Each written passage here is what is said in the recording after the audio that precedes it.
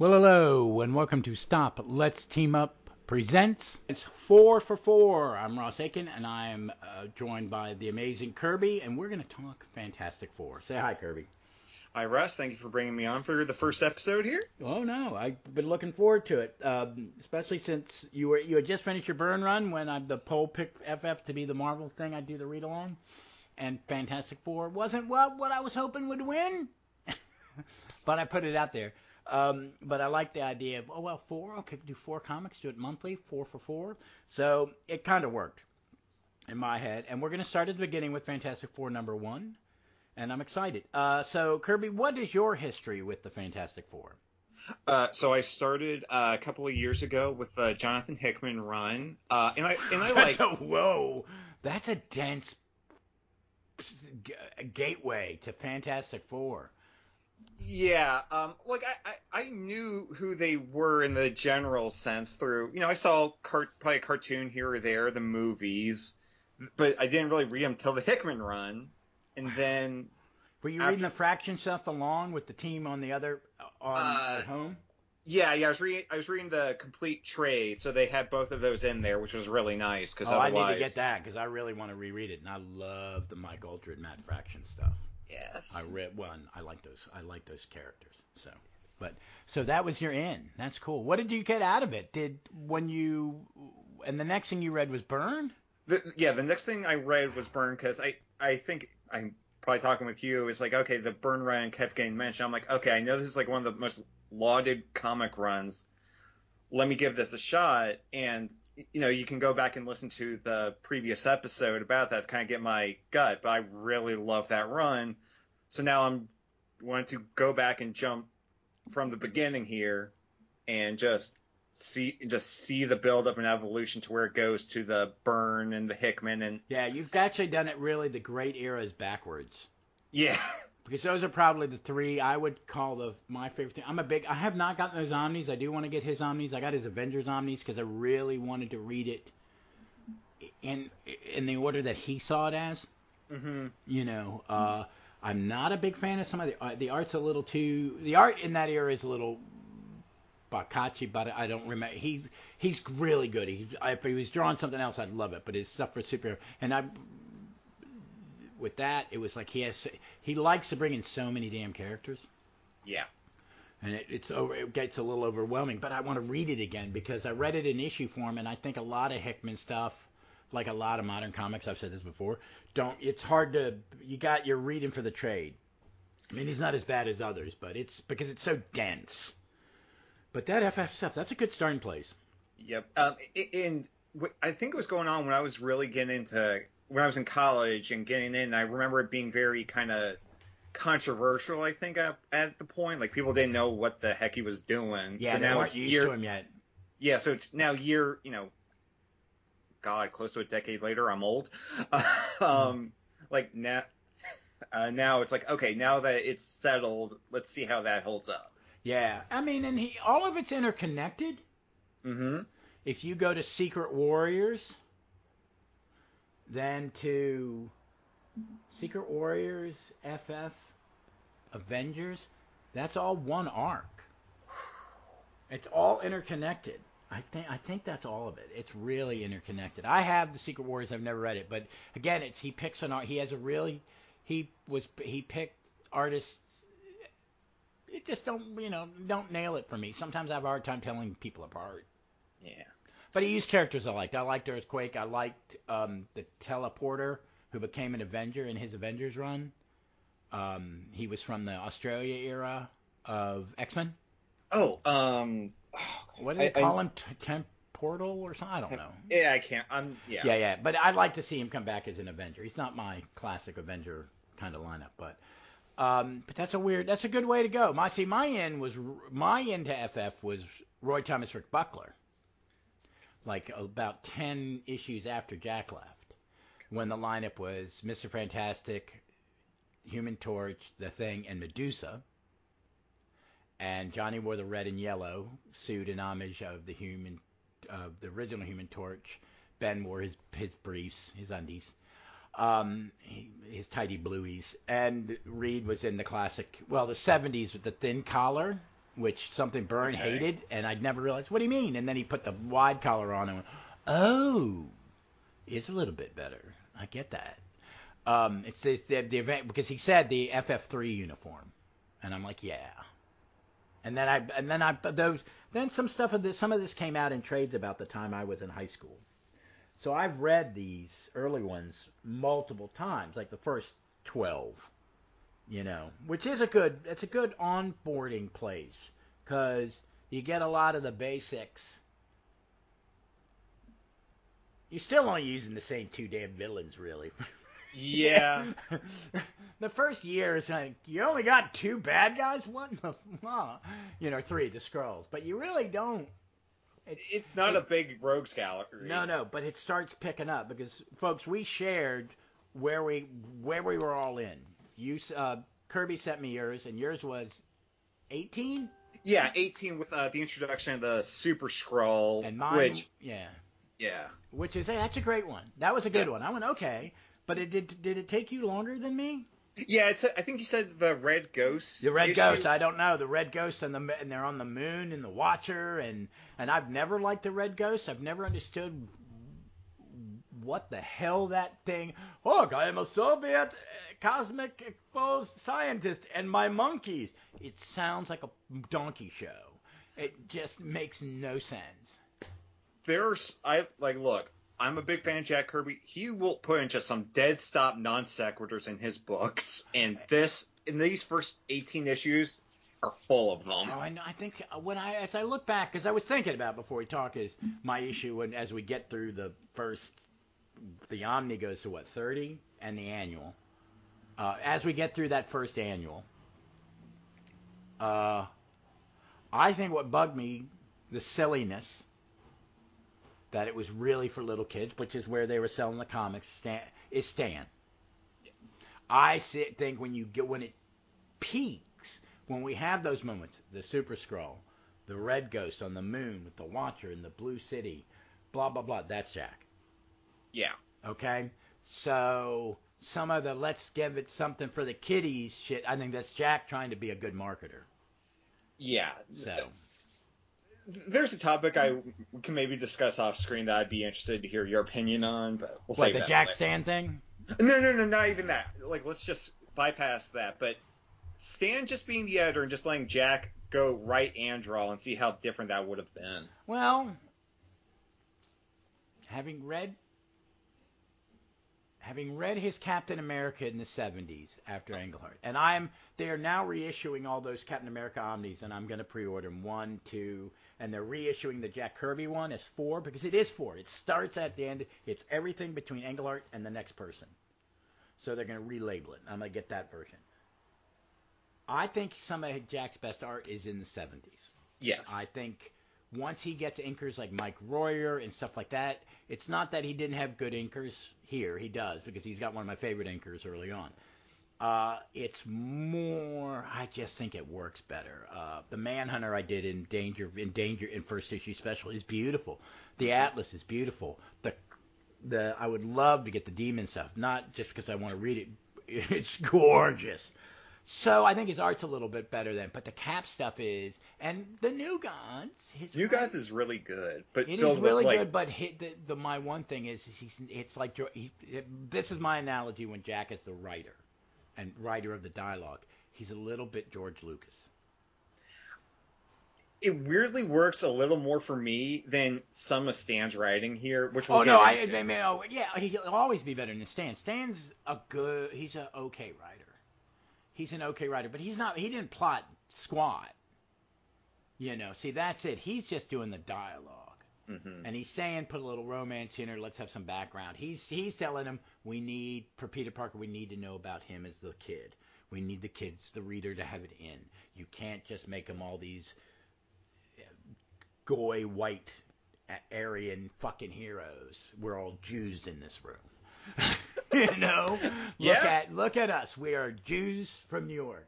We are Menches. We are these guys. They're from my dad's neighborhood. They're all from where my dad. Well, no, Kirby was from Queens, but my dad grew up in a Jewish neighborhood in Flatbush, right between Jewish and Italian neighborhood.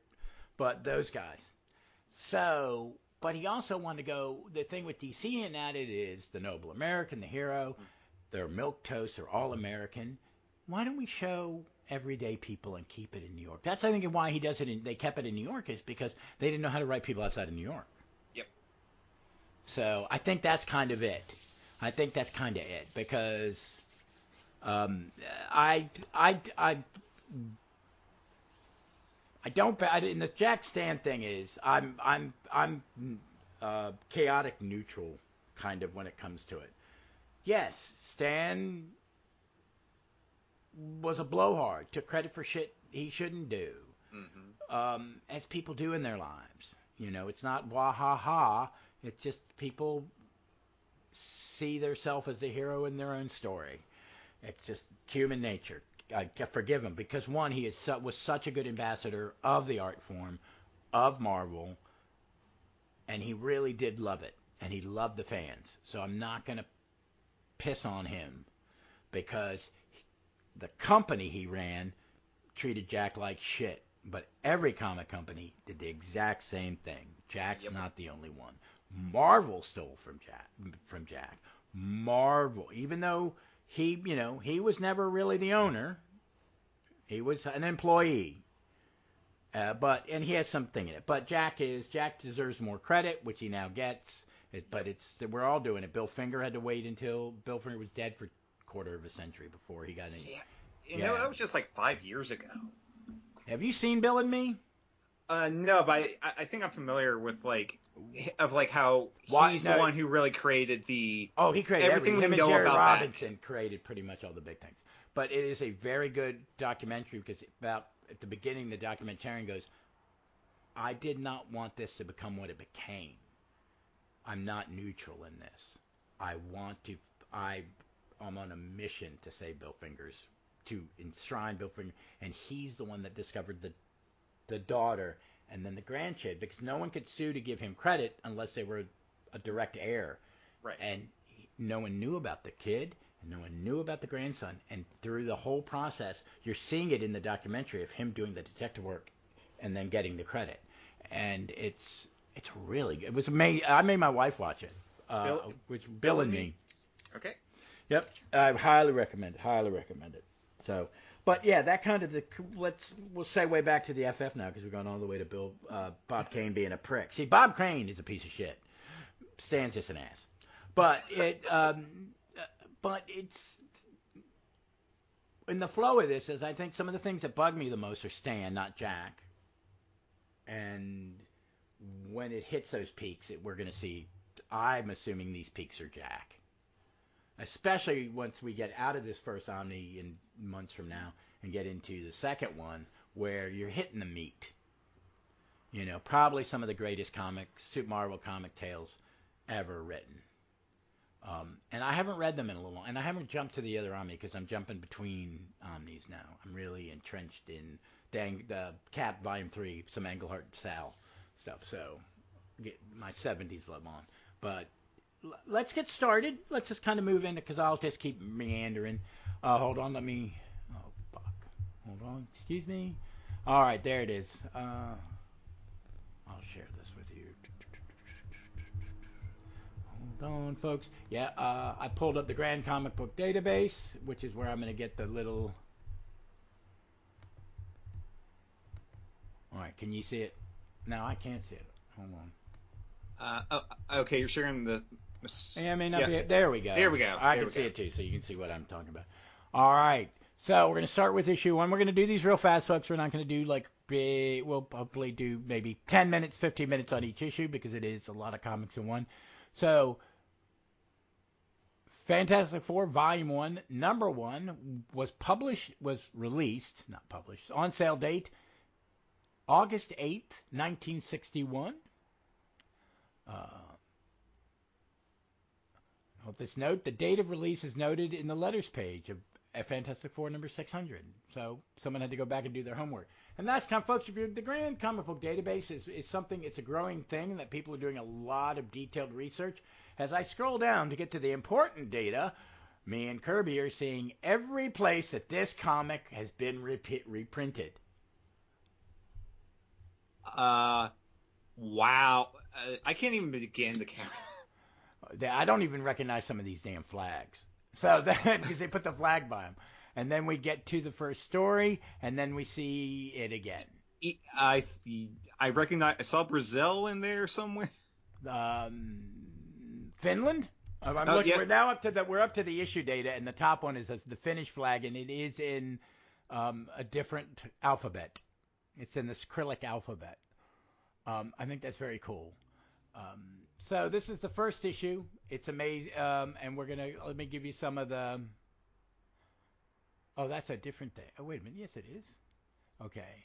So the first issue, script Stan Lee, signed as Stan Lee, early to mid career. Okay. Pencils Jack Kirby, signed as Jack Kirby. Signature.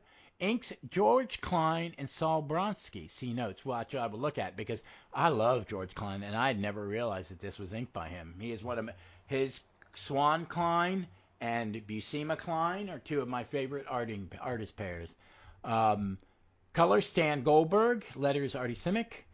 I like this. The first line of dialogue or text is, with a sudden fury of a thunderbolt, a flare is shot into the sky over Central City. They were using the old DC trope of creating their own towns. Central City would not reappear until the end of the Burn Run. Very weirdly. Cast of characters, Fantastic Four, Mr. Fantastic, Reed Richards, The Thing, Ben Grimm, Invisible Girl, Sue Storm, Human Torch, Johnny Storm, and some random people. And as always, short and to the point, the Grand Comic Book Database synopsis. Dr. Reed Richards takes his friend on a rocket trip that changes their lives forever. Yeah. That's it. Okay. I like that. It's short and sweet. Folks, if you're listening to this, I would hope you've read Fantastic Four #1. Even if you're a younger fan, you should do it because it's one of those. It's one of those classic films. So, first off, one of the most classic and most imitated comic covers in history. We've got, it's got a white background. We got my favorite Fantastic Four logo, the 60s kind of hip font. A monster coming out of the sidewalk, the Human Torch, Invisible Girl, The Thing, and Mr. Fantastic, no costumes, fighting the monster. And it's just, I think it's just, it shows you how good Jack was. And how he really captures his time. Does that make sense to you, what I'm saying? Yeah, because you can there even in the still image you can see the flow of like what actions are happening. Like I can't turn invisible fast enough. All of that. Yeah. Just Johnny in a way different like how he looks. Traditional. Like more the original. Like he's basically on fire. And then I am so glad I read the Byrne era first, or this thing would just have like what the heck. Yeah, well, I mean, I've already recorded the episode with Ron, but I haven't dropped it yet. But Ron from Fantastic Company, and we talked Marvel 2 and 150. Nice. Yeah, because it is a great one, and I'm kind of glad you did too, because it gives you a little more idea about that how he had mutated, and it's really different. I mean, he goes in and out of Rocky form for a period. I love this cover. You know, it's one that there's an Alex Ross painting of it. Oh, gorgeous. I'm a give me anything Alex Ross, but it's great. And then we go into the splash page, which is great. It's this great imitation. Reed and Ben. Well, Ben as a human will look like this more often than not. That's really a weird Reed. Reed in these first two issues looks so different, and before they kind of settle on, he's a lot more like thinner and older here. Yeah, he's got the comic graying that no one grays like that. Yeah, which thanks Reed. Yeah, well, I was doing some recording with Dave from Earth 2 Podcast, and they're going to be doing JLA 106, and they recolored it. They made the Superman Earth 2. They added white to his hair. Oh. Huh. Yeah, it really bugged me in a way. I don't know why. It was digitally. I pulled it up on the app, but this is a great comic. So what did you think So you read the Byrne era. So how many times did he retell the origin, or at least have a flashback? I want to say at least maybe half a dozen times, at least aspects of it, because I know they would flash back to, like, Ben grabbing the tree and turning into the thing for the first time. Yeah. I asked that because pages 9, 10, 11, 12, and 13 of the end of the first chapter are some of the most rewritten, redone, and most people basically just they lay it out the same. They have them in the same poses. It's like Jack did it perfectly. I think this is one of the greatest origin stories of all time because it's busy. It's actually pages 9 on. It's busy in a good way. Yep. You get to know the characters almost immediately. Yeah, I still don't understand why this teen kid's going up. I was going to ask child endangerment, but just the 60s sci-fi aspect of it, the crash and the hands in the center forming the team. I just think it's never. I think this and the Avengers are two of my favorite origin stories of a team. In the Silver Age. Yeah, absolutely. Like just that four hands joining together. Like I would put that as one of Superman ripping the shirt open, Spider-Man swinging to save the guy in the city. Just one of the most iconic images, and no one's face shows up. It's amazing. It's great. It's great. It's gorgeous. It's gorgeous. So I really like that. What was your take when you read this? Had you ever read this, at least number one by itself? In you know what I mean? Like you had read the run. No, I definitely have read this, years ago, just as a solid trade. And again, it's just I don't think I realized how different the thing looked, and I just kind of chalked it up of like, oh, it was just this one issue. Then in issue 2, he's probably to where he should be.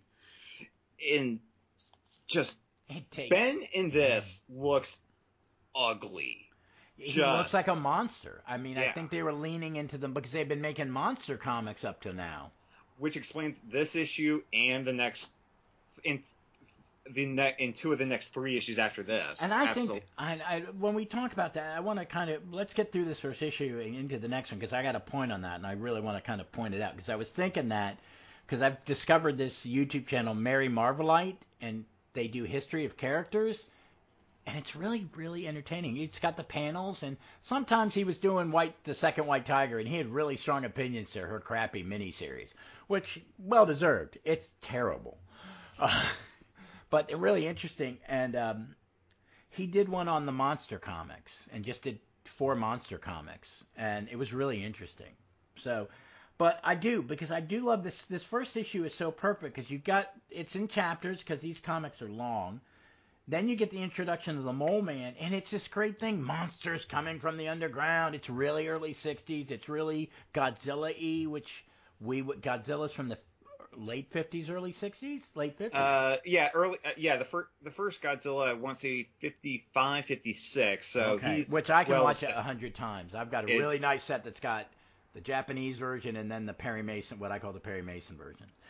No fact, man, Raven Burr, man, he played villains. He was a villain in a Hitchcock movie, and it was mwah. But you get that. You get the Mole Man, you get the monsters. They go down, and it's very Challengers in the Unknown. Yep. It's just great. I think the whole story, the monsters are great. And then if you're like in the beginning of chapter 3, the Mole Man's secret, when Ben takes off the overcoat, sunglasses, and hat will disguise anything. If you have not listened to Hub and Corey on Tighten Up the Defense talk about how the Hulk disguises himself every other issue in a trench coat in the Defenders, it's like, what? Really? But it's great. It's creepy. Sue's a bit of a... She doesn't stay a wallflower for long, but this is 1961, folks. Yeah. So sometimes... But... I think she's portrayed okay. And then you get the Mole Man's origin. He's just a little ugly, guy, and then he's like, fine, I'm just going to fine. Society rejected me. I'm gonna get back at them. Yeah, it's great. It's a great story. He's really not a bwahaha villain. It's just, it works so well, and the whole thing flows. I mean, when I was doing my read in the Omni, these 4 issues we're going to talk about, were like boom, boom, boom, boom. And because they introduced so much neat stuff. But it just looks so good. I think it's some of the best art he does. I think he put a lot more effort into these early ones. And I don't want to say that he's lazy. I'm saying he was probably under more timeline pressure to get the books out. Because this is a lot of work.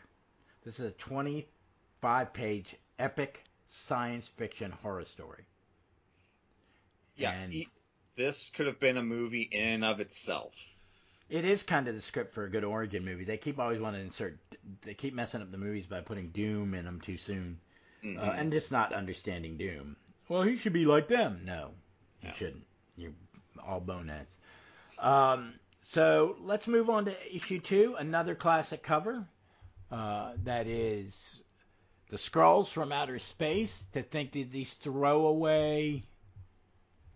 You would think this would have been a throwaway monster. That becomes such a huge part of the Marvel Universe. Oh, yeah, like I had just finally read the Kree Skrull War recently. They're big parts of Silver Surfer's run.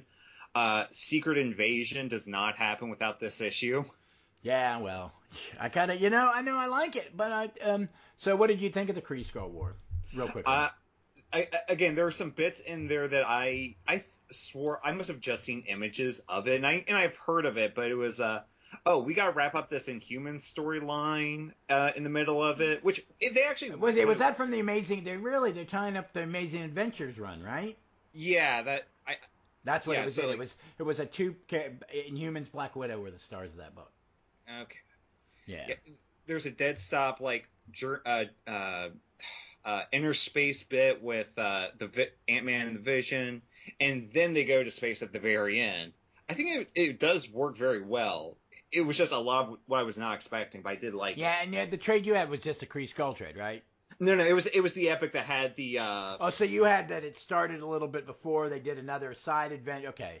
Yeah, that's a better way to read it, because it was Roy just putting little things out and then building and then the epic ending. So which I liked. When I covered that, I may bug you to come on sounds good, because that would be a good one to cover. Let's give the basic information. This was published on September 28th, 1961. These are more detailed. More of these entries. I use this a lot. This site, folks, a lot for the Golden Age stuff, and it's helpful. But there's a lot more information on this stuff. A lot of people did some homework on this one. This one is second story. It is. Well, that's not the right page count. Fantastic Four meet the Skrulls from Outer Space. Script Stan Lee. Pencils Jack Kirby. Inks George Klein. The Amazing George Klein. Colors by Stan Goldberg. Letters by John Duffy. Good God, man. He lettered comics for a long, long time. Oh, they're giving you every information. Oh, does it change? I'm noticing they broke it down by the chapters. Oh, okay, that makes sense. Oh, okay, so that's why the synopsis was so short. Okay, I'll do these really quick. The 4 different synopsises, because it's the Fantastic Four. The roll call is really not that important until you get to about 119, because that's when it changes for the first. Well, no. In the 6-ish 70s, when Crystal joins. Synopsis for Chapter 1. 4 shape-changing Skrulls pose as the Fantastic Four and act as criminals, while the true ones are in the country and recall their origin. Part 2. The real Fantastic Four is imprisoned by the government for criminal acts. They escape and decide to flush out the imitating Skrulls. Chapter 3. The Fantastic Four infiltrate the Skrulls' mothership and pose as Skrull spies. Mr. Fantastic uses clippings from Strange Tales and Journey into Mystery to trick the Skrulls into thinking that the Earth forces are too strong to attack. And hold on, is there any more? That is just that makes me laugh every time I read this comic. I'm like, you guys are boobs. And then the 4 Skrulls are captured and forced to take the form of cows and then hypnotized to forget all of their former lives. This is going to bite you in the ass, Reed, you dummy. They'll never show up again, at least until the Burn era, and probably a couple times after and that. What he did with them was really kind of like, really? Really? Skrull milk. We're going with Skrull milk. That sounds dirty. It does. It was really kind of nasty, but it was funny. I still love it. It just was like going, all right, John, I don't know. I do drugs. And I was a big pothead back then and probably read that the first time I went, oh, I can't read them. Nope. That may be the drugs. But it wasn't. But this one's great. Another one, man. And the art, I think it's the Klein inks, man. For me, I think what's killing, now that I know it's George Klein, I think I love the art a little bit more. But again, it's kind of a mixture of early 60s little green men and monsters and this action team. And I kind of like Reed's in a flannel shirt and some brown khakis. He's gone to LL Bean while they've been on this trip to Maine. They've gone to the outlet store. It really works for this. Doesn't he have a little hunter's cap on at some point? No, that's Ben. It's Ben. This guy. While Johnny's just got the rifle, probably loaded, just in his hands casually in the house. Yeah, but this is they really nail it. Hey, really. I mean, and I like how they're experimenting with Reed's powers. Reed, I think, honestly, in these 4 issues, comes across the best here. They get really inventive with him, just in this issue. Yeah, and I kind of like it because they're creating all their powers and stuff and kind of fine-tuning what they do. The flare gun in this, but this is so good. I like just the different chapters. It moves along. The capture, it's like a little mini comic. It's these are better. I've been reading a lot of the Legions are in chapters because they're in that point in DC history where comics are chapters. But what did you think of how they broke this down? I actually think the pacing of this issue really works. Where it's first it starts with the Skrulls impersonating, where Reed is able to shut down all of New York City, or the Skrulls able to shut down all of New York City with one switch. Then we get to Maine.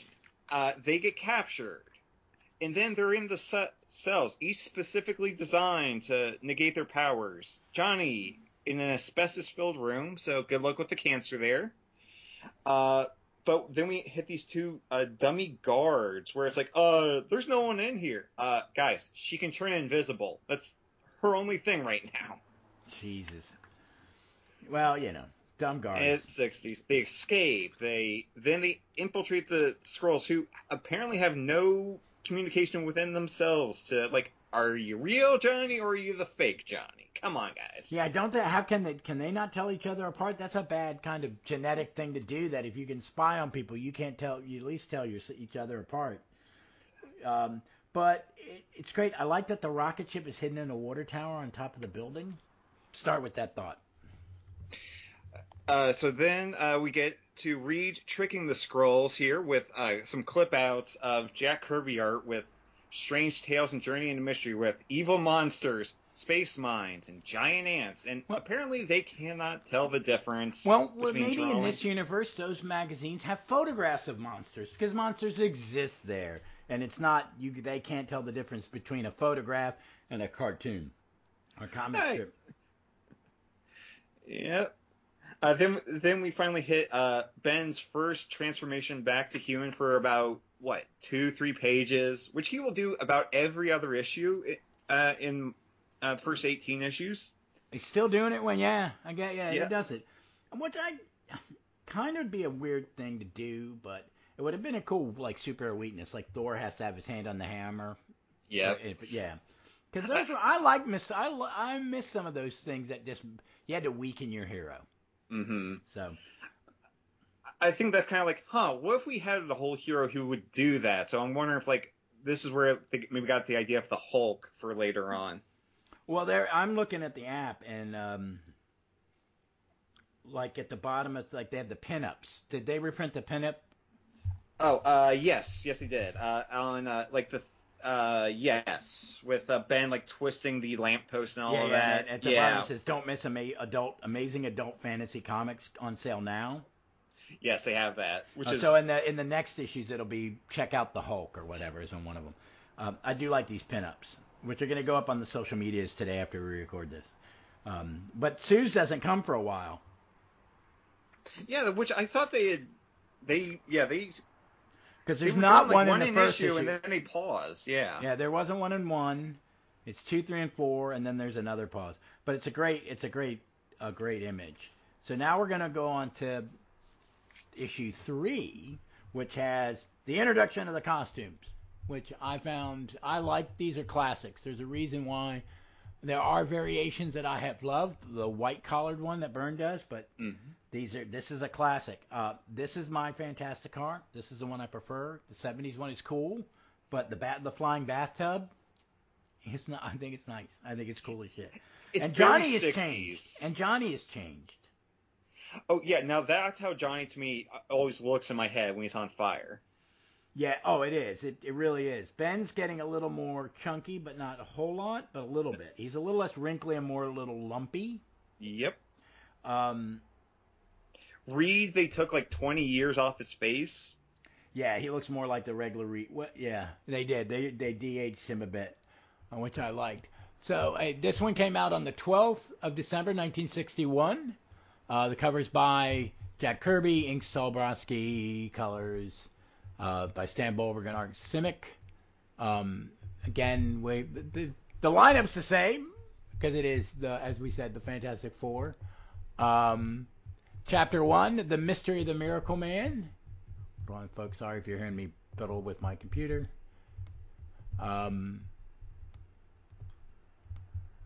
Which is script Jack, script Stan, pencils Jack, ink Saul Brodsky, and there is definitely a definite change in the art. They don't know who the color is. Art Simic is inks. The synopsis for Chapter 1: Human Torch torches the animated monster from the Mars statue, and Invisible Girl stows away on the atomic tank. Wait a minute, is that chapter? No, that's Chapter 3, dummy. I scrolled too far down. Let me go back. The Chapter 1 synopsis: The Miracle Man performs his supervillain debut at his magic show by humiliating the Thing. Poor Ben. Alterations on the torch by Saul Brodsky per Nick Capilouto. Okay.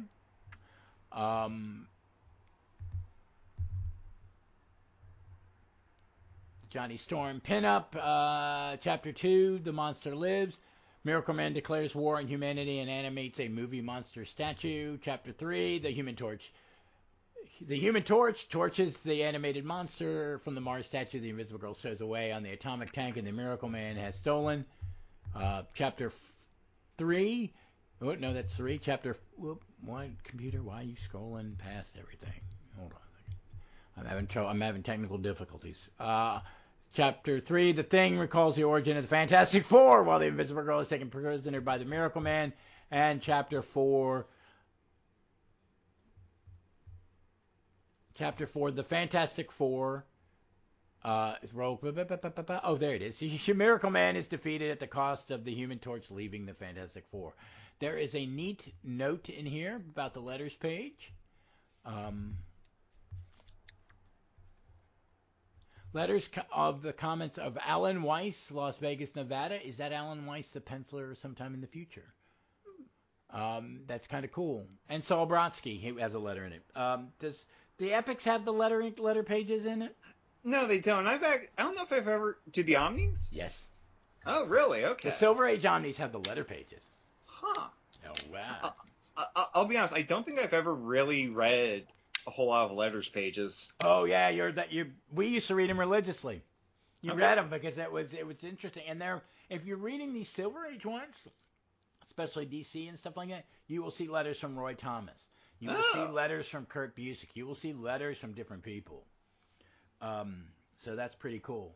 So sometimes they're really interesting, and sometimes you're just like going, because that's how we got our news inside the comics. Marvel just released an omnibus of the first half of the Marvel Age magazine. It was a newsletter that we all got at the comic shop for 25 cents.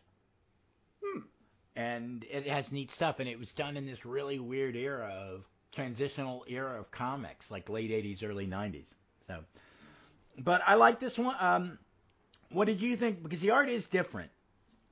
I do like that the art is getting a lot more. It's slowly like Jack is slowly polishing, and again, you said there was a change in inkers, but everyone is slowly getting more and more to where they're gonna be. So I do like the art throughout the issue.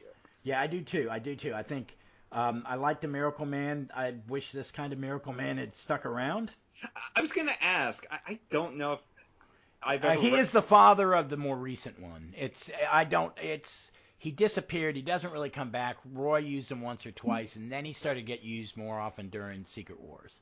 Okay. And that's the son, and he was more powerful. So bad homework. But I will Google it now while we're talking about it. I like this one, and I wish I knew more about this one, and I'm not sure where this one kind of changes. But it's good. I like it as a comic. I like the idea of a guy in a tuxedo and a cape fighting. I like that kind of costume idea. He looks a lot like kind of like an early Dracula, honestly, in a couple of these panels, especially when he's just kind of staring out in the city at night, where he's got like a sash on top of the cape and everything, which I do like. All right, yeah. Well, yeah, no, I do too. So, let's see. His real name is Joshua Ayers. That name sounds familiar. Because when possessed by the dark... Oh, he's been in the Dark Soul. I don't know what that is. He was killed by the Scourge of the Underworld. Okay. For his parents... So what else? Oh, God, he's got a long history. But, yeah. Oh, wait a minute. When did he come back? Well, oh, God, that second costume is crap. Black unitard in a white cape with a collar. Oh my God, the power of Satan. He ends up in the Son of Satan, and he's wearing a green Speedo and a weird cape, and he's stolen Son of Satan's powers. This is kind of cool. I may have to read this because you're starting to sell me on this. Well, I didn't know he'd come back this many damn times. Oh my God, he was in the Hood's group. He filed a lawsuit against the Future Foundation after being assaulted by She-Hulk. That must have been in a She-Hulk. That's really weird. I'm going to have to do this. I didn't realize he came back that much. 18 appearances. Okay. Yeah, 18 appearances. Fantastic Four. Yeah, okay, yeah, he was in Fantastic Four 138, 139. I read those as a kid. And he was in the Defenders 122? I don't remember that at all. Well, I don't remember much of the end of Defenders. It kind of it was. Down. I like DeMatteis, but that's not his best work. No, it's not. But I really like this one. I think it. Again, we're seeing more. You're right. We're taking these baby steps toward the fine tuning of these characters, which goes on for a long while. They eventually give Sue some offensive powers. Ben can, because I don't think Ben gets to my favorite Ben with the zigzag eyebrows. Mm-hmm.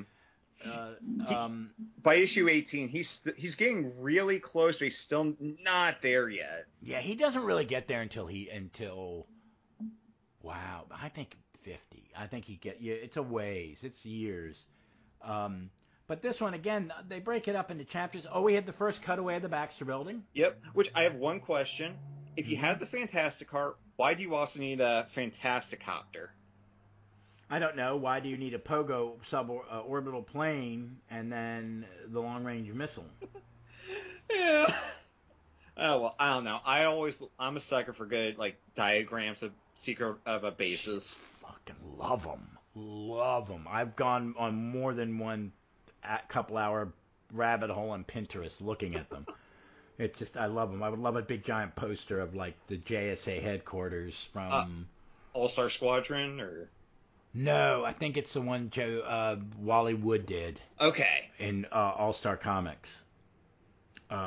But it's great. Ben Reed's still smoking. I think he's blowing a bowl. It would explain some stuff that happens in this issue. Yeah. I mean, there's just some weird stuff. The quasi-magical thing, he has a key, the magic key, which is really a machine gun. Because he's an illusionist, really. And a hypnotist. That's what he doesn't really do this. It's kind of a mixed bag, isn't it?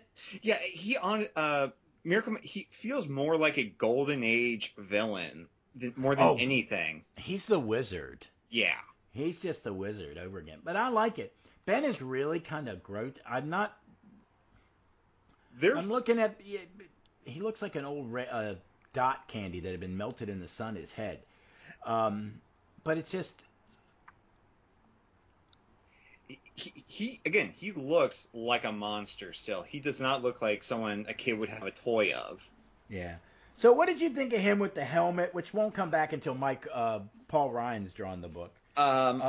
I think they made the right call because he's only in it for about 3 panels before it's like, screw this. I'm not dealing with it. I kind of like the long pants. I do like the long pants because it's like, I understand not to get all mall rats, but wear pants, man. Yeah. It's like you're running around in a Speedo. So, no one needs that. And then the pinup of Johnny with the new flame effect. Again, this issue has a lot going for it, and it just looks like Johnny is still looking a little like. Have you ever read any of Jack's kid gang comic? Oh yeah, he looks like he'd be on Boys Ranch or Boys Commando or the Newsboys Legion. I'd love to see some. Yeah, I've seen just still images or panels from Boys Ranch, but it's you want to see him with a lot of time. Oh, okay. Yeah, it looks. I think a lot of that stuff is some of his best art in the 40s, because I don't really care for his cap art a whole lot. I think it's really rough. It's early days. Right. But I do think the stuff that his DC stuff or All American, whatever publisher it was, when he was doing Sandman and stuff like that is crazy. Well, let's move on to issue 4. The Coming of Submariner. Okay, I've never put 2 and 2 together. That a Golden Age character was reintroduced in issue 4 of FF. I never put it together, and then Captain. You're right. I never. Why was that? And I think it's to give you a chance to. And I don't know what the difference in time is, but it's a couple years because Avengers don't appear for another 2 years. Or another year from this one. Oh, okay. So still, I think but I think they went, okay, it worked with Submariner, let's try it again.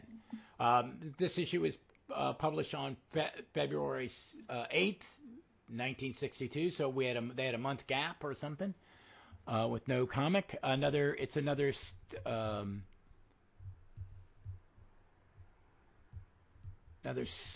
Jack cover. Why does this? Oh, the script. They give a script credit to Stan for the cover because he wrote the things in the word balloon. That's ridiculous. Okay. There's a word balloon. That's fair enough. And it's a Jack with Saul inking him again. And Artie Simic doing the Stan Bolger colors. Artie Simic doing the lettering. So I'm assuming Artie Simic created the logo. Normally the letterers would create some of the logos. Chapter 1 is called Coming of ... Submariner. Like the Chapter 1 on Trial of the Torch. Okay, I'm going to do the first line of dialogue on this. At a secret skyscraper hideout in the caverns of New York, 3 of the most fantastic humans on Earth are found. Okay, yeah. Roll call, Fantastic Four. You know who they are. Monster from... what the heck? I went back a page. Nope. Oh, that's why, because they have a flashback in Chapter 1 to what happened.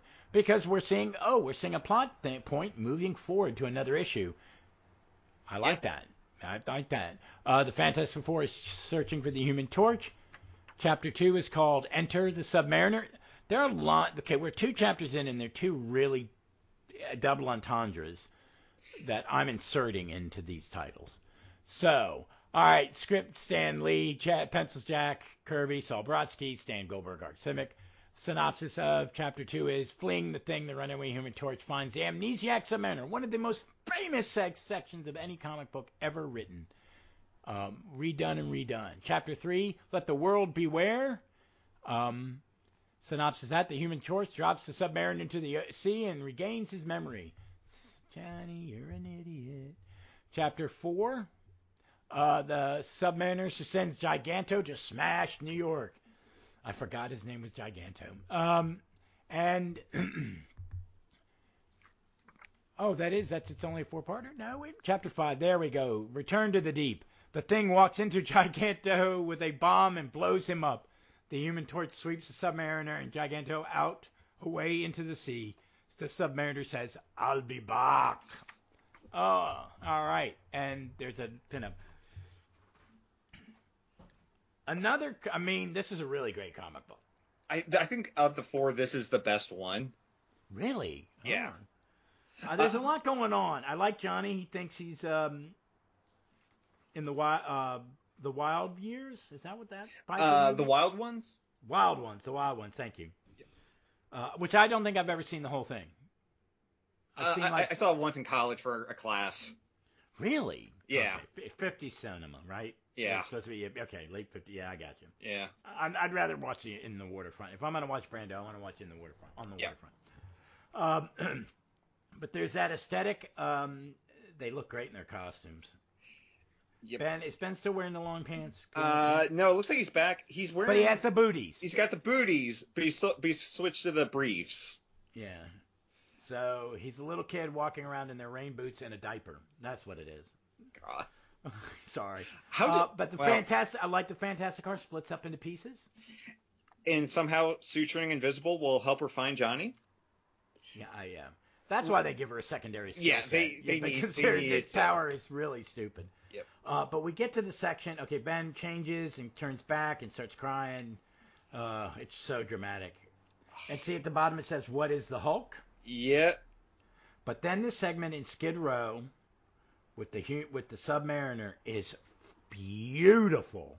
This works so The well. art in this is so good. The backgrounds, the colorists. Goldberg does an amazing job picking out the colors for highlighting the different things. It just is stunning. Submariner. He's reading an old Submariner comic. So I know this would eventually be the case. I was trying to go back here. It's like this a fictional take on the real Submariner, I guess, is how it's like Johnny's talking about it, or no? They remember him.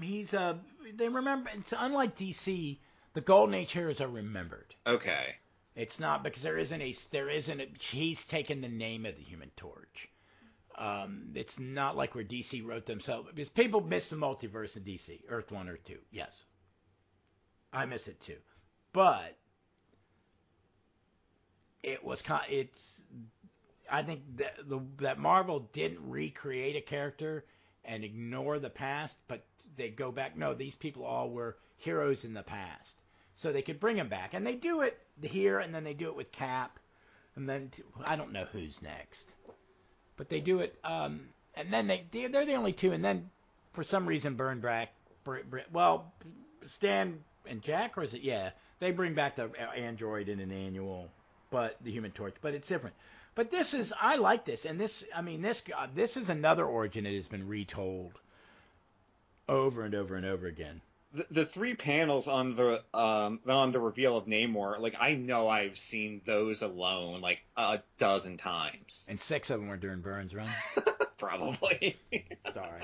No, I have Byrne J. Lee's Namor series complete in an Omni. I'm really looking forward to reading it. It's again, I'm gonna probably piss people off, but I like Byrne's run on Wonder Woman. Sorry, I can't comment. It's I like Polly. I like his fix for Wonder Woman in the Justice Society being Hippolyta. I like that. And that her friend, the men refer to her as Polly. And she because I like that. I like in the beginning of chapter 3, the elongated man. Oops. Mr. Fantastic starts doing some of the weird shit Reed does. Becomes a wall, stretches really high to talk to people in a helicopter, talks to people all over the place, looking for Johnny. And Sue just walks right past him and apparently doesn't recognize her brother's voice. Oh, Jesus, I know. But I do like that Atlantis has been destroyed, and I like just the whole thing. The Giganto thing. You'll see the big monsters and armies coming out of the sea. Namor's going to get pissed off time and time again. And it works. And Namor's a character I have always liked.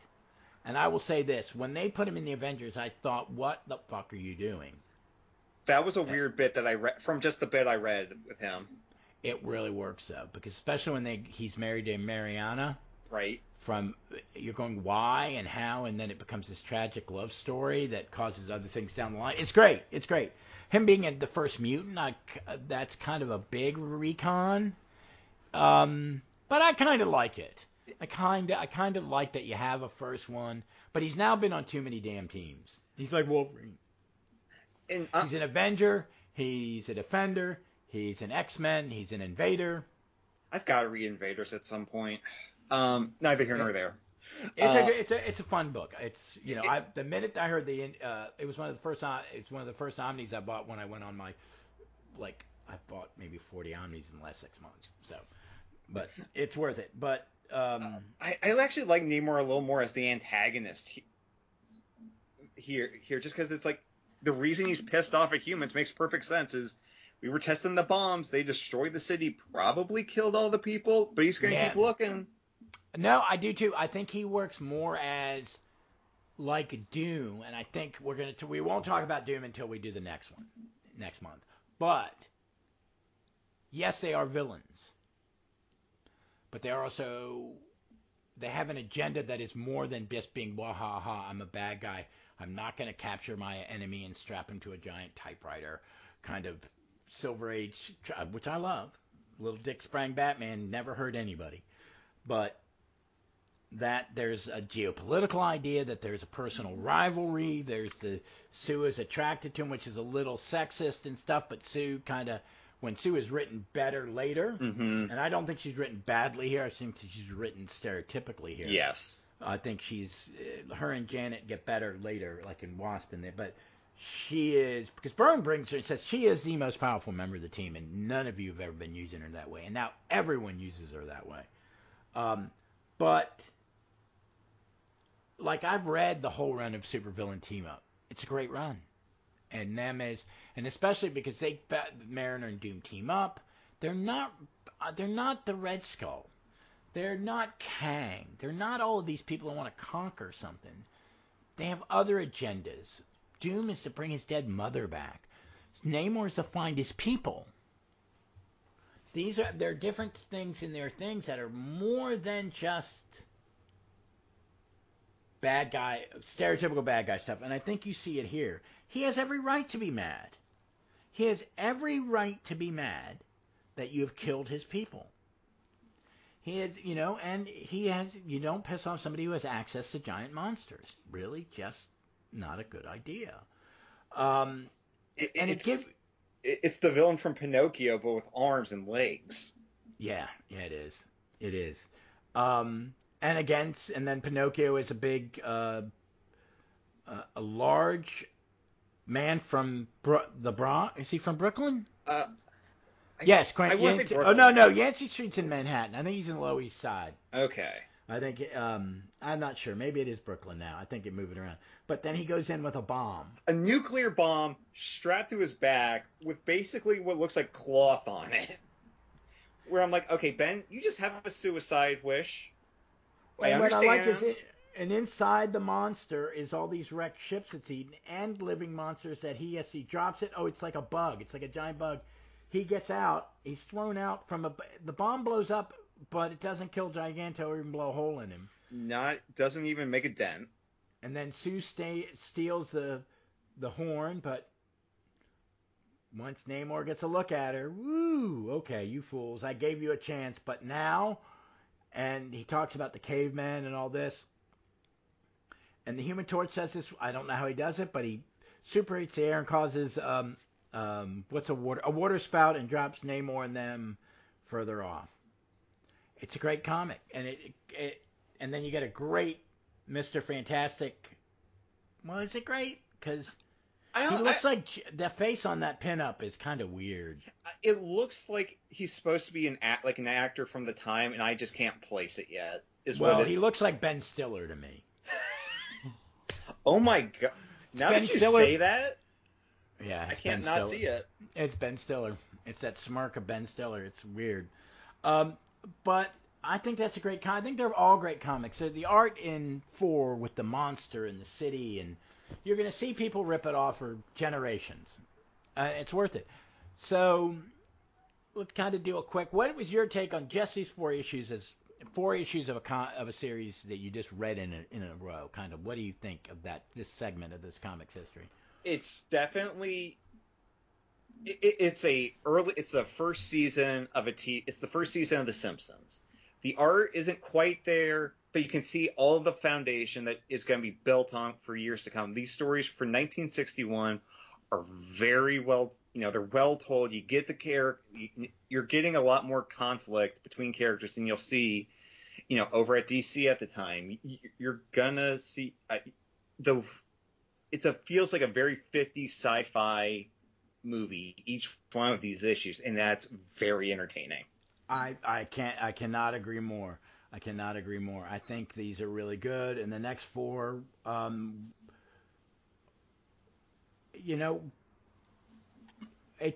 think they work. It's a great introduction. I think even though they are dated in some ways, I think they hold up. More as an example of the art form, and we're seeing it change. This is the beginning of the Marvel age. And it was kind of neat to go back and reread it and look at it and how good they held up. And when I read the Omni, I did not have a problem here. I think it's issue 7 is where I had my first real problem, because the next 4 we're going to cover in a month is 5, 6, 7, and 8, which we see the introduction of some dude named Doom. He's first team up with the Submariner. Weird space alien, our first weird space alien. Not the Skrulls. I forget which one that one is. Peek ahead. It's from the Puppeteer. Puppet Master. Puppet Master. Yeah, but this aliens, it's Kurgo, Master of Planet X, which sounds. I refer back to the 50s sci-fi. Yes, you can't get much more 50s sci-fi than that. But I'm enjoying it. And Kirby, I really appreciate you coming on and keep coming back for you be on these, because you're new to it. And now that I know you started with Hickman, then did Byrne, and now we're doing Jack, I just really want to hear what your take is on this stuff. Because some of it's going to be for the first time. I mean, it's for some of these issues can only be the second time I've ever read them. Yep. I think from here, the only thing I've read of the Jack is when Silver Surfer shows up. So I'll be curious to see a lot of the in between. Like, I know there's. You haven't read the first Black Panther? Nope, never read first. I never read This Man, This Monster. Not the first Inhuman story. Not. You're in for a treat. Yeah. Oh my God, it's so good. I mean, it's. I think this is why it's my brother's. This and Thor, my brother's favorite comic books, and Cap. He's a Jack guy. I mean, yep. He's a Jack guy, and he will not say anything nice about Stan. He is just angry about it. And I'm like, dude, I don't give a shit. He fusses. What Jack did, I know he did. I know Stan did that. So did Bob Kane. So did a lot of people. Jack got fucked, but Jack is now known as the god. Well, Stan got all this credit. He lived longer, and he was also an ambassador for the industry and for the medium. You thank him for it. It's like, as a Doctor Who fan, you say John Nathan Turner. Nope, you kept it on for an extra 10 years, and yep. You were a good publicity guy, and I got to appreciate that now. And then I saw a documentary about him and the actors who worked for him, and like how much they really loved him. Wow, okay, I must stop saying shitty things about that dude, because that'd be rude. But it was a lot. I think, it's Marvel. I mean, this is Marvel at its purest. In a lot of ways, it's everything that I've read ever since in Marvel and in other companies. I don't think we would be where we are with the medium if it wasn't for these 4 issues and the rest of this run going forward. No, yeah, I think you're exactly right. I think if you want to pick like from Marvel, to creating the Marvel era. It's not Avengers. It's not Daredevil. It's Fantastic it's Fantastic Four Four and and Spider-Man. Man. It is. It really is. Yeah. Everything comes from that. And then Jack builds on the mythos. Steve builds on the mythos. Stan, it contributes to both of those. Then, you've got Doc Strange at it. You get the Avengers. You get Iron Man, Thor. Because I have thought about getting the Silver Age Thor Omnis because my brother has said he loves Thor. And I would like to, I've never really read it. I mean, I've read different eras. Mm-hmm. Weird ones. I read the Simonson. I read was it Roy and Keith Pollard? May have been Roy. Roy may have come back and did it, but Keith Pollard drew it, who I liked. He's a underrated. He was a guy that would fill in during that era of Roy, Buckler, Buscema. He was one of them. Because I think the FF kind of lose. They're inconsistent. Roy's early ones are good, and then when it's Jerry and Marv and Len, and it doesn't really have a good steady voice, really, for a long run until Byrne. Yeah, because there are windows of good stuff. I think the Perez stuff is good. And is that what Marv? I think that's Marv. Or is that Jerry? Can't remember. When they break up, and that's a good run. But and then it's in the omnibus. It's Marvin Byrne, isn't it? Yeah, there is some Marvin Byrne. I remember kind of the Marv stuff. I'm like, I was a little shaky on it because it just felt like you need to kind of stick to this formula more than anything. And I think they were told him not to really don't try to push the envelope. Right.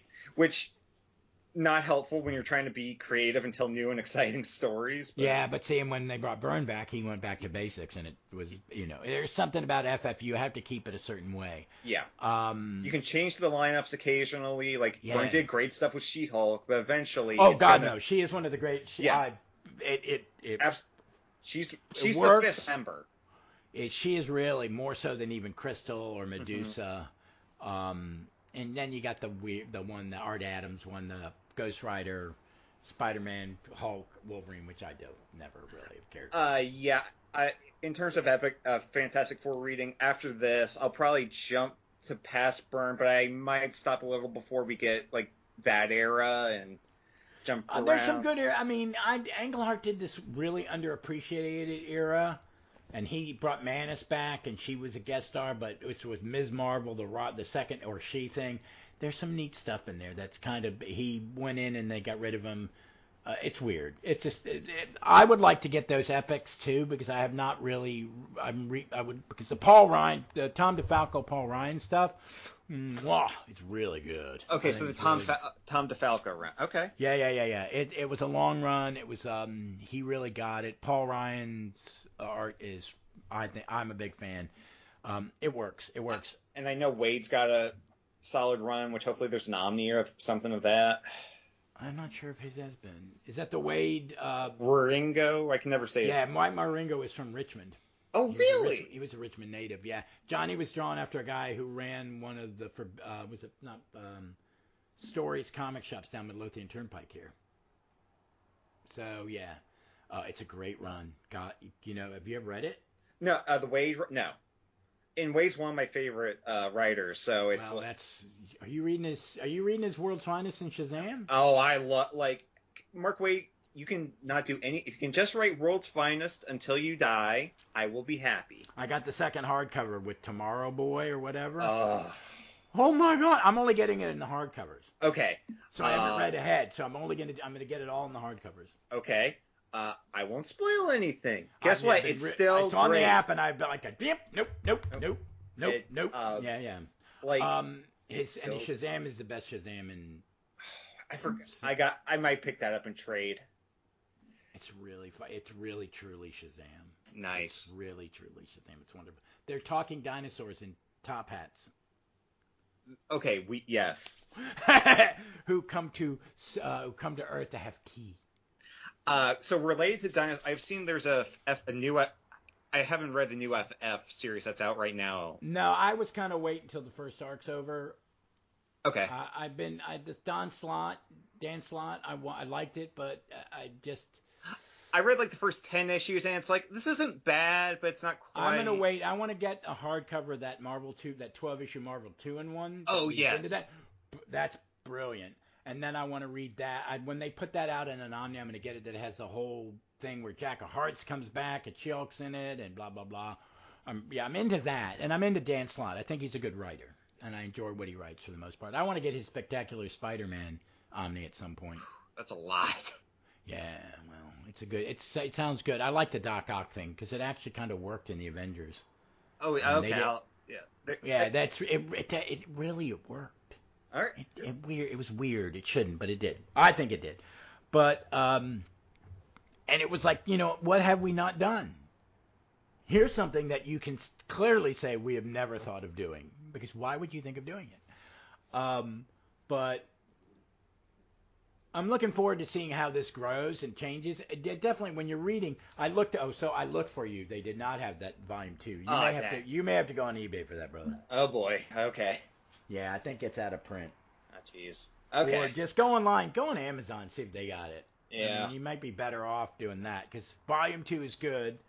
Because I got the 5th Omni of Avengers, so I went and bought off of eBay the epic that butts up against it, and then last week the next epic came out, and then in March the next epic comes out. So I'll have 3 epics that can chew, and I may just do epics from now on because I got some at the back end. I really like the form. And Ross, after the time I was on for Under Siege, you've really got me on an Avengers kick as well. So thank you for being my drug dealer. Yeah, no, I have no problem, man. First one's free. I'm the person who had tell a story, and I say I'm very out there with that. I am a big proponent of marijuana as anti-anxiety medicine, and I grew up in the era of smoking weed all the time. It was very common.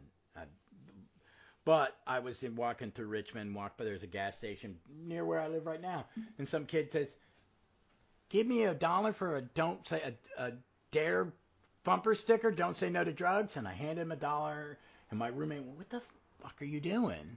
Went home, and my bong for the next 20 years had just said no to drugs on it. And everybody knew me and went, "You're just basic." Yep, fuck them. But I don't mind. It's good. What else Avengers have you read? So I have read Kree Skrull War, the first epic of the West Coast Avengers, which that has one of the most bonkers, like, how it's collected that I have seen. Because it's like, we're going to do issue 1, then we're going to do an Iron Man annual, then we'll finish up the mini, then we'll be going back and forth between a bunch of other stuff, and it's So wait a minute. Okay, I need to look at what is, because I got for $35, I got the first 5 hardcovers of West Coast Avenger. It's the entire Englehart run. Okay. Which for me is why I'm reading it. Right. Englehart. It's the time. You haven't read the time travel story yet, have you? No, it wasn't there yet. No, that's the next epic. That's fucked up, and that he ties his time travel story in West Coast Avengers to his time travel story with Doc Strange that he did with Martha Rogers, and that all ties into the first appearance of Rama Tut. Okay, so we're talking the Doc Strange where he met Ben Franklin, quote unquote, or am I confusing that with?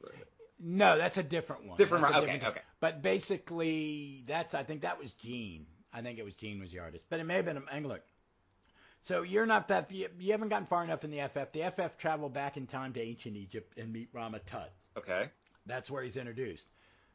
And then Englehart inserts in that adventure in the background having separate adventures are Doctor Strange and the West Coast Avengers. Okay, they're Back to the Future 2ing it. I like it. No. It's a very Englehart-y thing because when you get to, I guess it's epics. It would be 8, 9. It would probably be epics 6, 7, and 8, which would be the Englehart era. 105 through 148. 149. Okay. 148 is the Englehart era. And the last part is the Kang War. And it's the story of the Celestial Madonna. And Swordsman's in it. He really It's really good. It's a lot of the. Have you ever read Avengers Forever? I think I did once years ago, and I was just a so lot of lost. that is rehashed there because he created the origin of the human. Roy made the the Vision, the Human Torch rebuilt, but the origin of the Kree Skrull War is Engelhart. How and who the Kote are, these plant people. You read Silver Surfer though, right? Oh yeah. No, The so Kote and Mantis and her son, her child. Okay. That's Engelhart. Yep. Kang War stuff, and you'll love that. You will love it. Nice. I mean, it's great. Dave Cochran in there, Swordsman, comes back and becomes a full-time member again. Mantis is introduced, and he uses Mantis all the time. He used her in his Silver Surfer. Yep. He used her in his FF. He used her kind of his JLA. Okay. Oh yeah, when they wouldn't let him do what he wanted to do with Mantis, he quit and went and wrote Justice League, and inserted this green skin character. It's really great. Okay. It's really great. Me and Ron talked about it. I think was it on his podcast? It may have been on his podcast. I think it was. I don't think it was on mine. It was okay. Me and him, when we get together, we always record one of each. Yep. And sometimes we trade off. We'll do this for your show, but I'll do this for your show. So it's fun. But I'm glad you're doing this, and we're going to do more. And I'm glad I've got you hooked on Avengers. Keep reading. There are some great eras. The Roger Stern. There are two omnis of the Roger Stern. Two epics of the Roger Stern stuff. And yeah, it's Under Siege and whatever comes after that. So I think I'm going to start with the Roy Thomas era, end at Stern softly for the main stuff, and then just kind of go forward with West Coast. Yeah, I think you'll enjoy West Coast special. Thomas comes in and takes over from. I think it's pretty much that book is written by Steve Englehart and Roy Thomas. Okay. And it only lasted 100 issues. Oh, that's not too bad. No. But the good stuff. And this is great Al Milgrom art. What did you think of Al's art? I got to ask. I really did. I think it was it's perfect superhero art, and that's the only way I can think to describe it. Too. He's got the perfect. He needs a good inker. He drew Firestorm, and his Firestorm was good. He was an editor over too. He's a good editor. Yeah. And he did a lot of covers. He became a cover guy. So, but folks, we will be back in a month. We'll do this. I'm going to try to do this at least once a month with Kirby if he's available and wants to keep going. Yep. It'll be a nice break. That way I can do it because work is crazy. I'm in a new interim role that I hope to become a full-time role. I got to put a little effort into winning that job. And so it's crazy. So my schedule's crazy. We're recording this. This may go up tomorrow. It may go up a week from today, which is the 7th of October. And right when I'm done with talking to Kirby, I'm going to record a Starman episode and drop it because I didn't drop it earlier in the week. So, but folks, before we go, Kirby, anything you were reading that you would recommend to our listeners? So currently, also on my to-read list is From Hell and Carl Barks' Scrooge McDuck. So that's just kind of That's a swing. I got to do it because otherwise I'll just be depressed. Are you reading the big fat one with all the annotations? Yes. Yes. I've got the colored ones, and I never read them, and then I gifted them to Billy. Nice. Yeah, because he had never read it. But I want the annotations. Yeah. So, and I think it's better. It looks good in color, but it really is meant to be in black and white. I think it's probably my favorite thing by Moore. That or really some of his ABC stuff. Yep. The Tom Strong and the top 10, especially the first couple top 10 arcs. Yep. So, all right, folks, as always, be smart, be safe, be kind to one another. We could use more of that, and read some comics. Read some FF.